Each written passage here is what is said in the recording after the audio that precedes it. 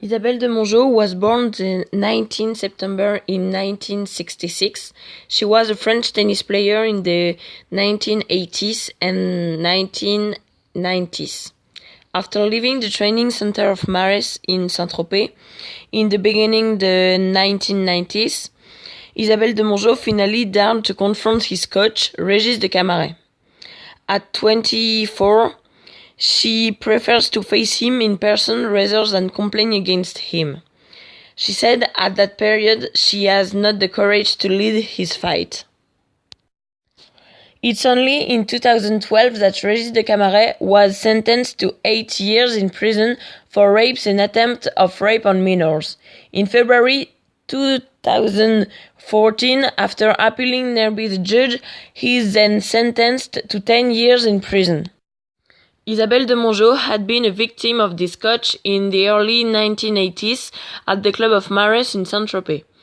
It was only in 2005 that Isabelle Demongeot complained against Régis de Camaret for sexual aggressions that she suffered between his 13 and 22 years old.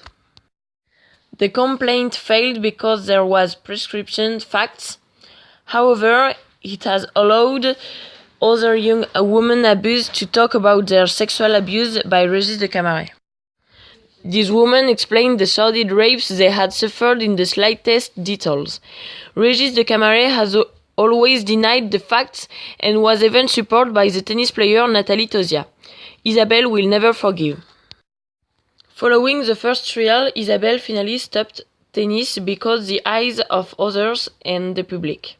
People first see the woman raped before the tennis woman. Yet, his passion is still there and his desire to share equally. But she will not come back in the tennis world. To get there, she had to overcome the trauma of rape. Isabelle's doing a great job and therapy after years of malaise. This trauma, she said, is pain in the stomach, anxiety. A picture, a name, and this puts you in anxiety. Through his word and that of other young women assault, Isabelle rebuilt slowly. Today, she says she is happy but still on the defensive. To conclude, in 2006, a study was realized in the Champagne region of 117 student staffs. This study highlights a surprising result. 8% of students report having experienced a sexual assault in the middle of sport. The majority of these assaults were committed against women.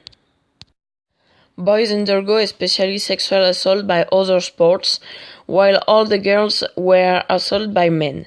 None of the victims has complained and most of them didn't tell their entourage.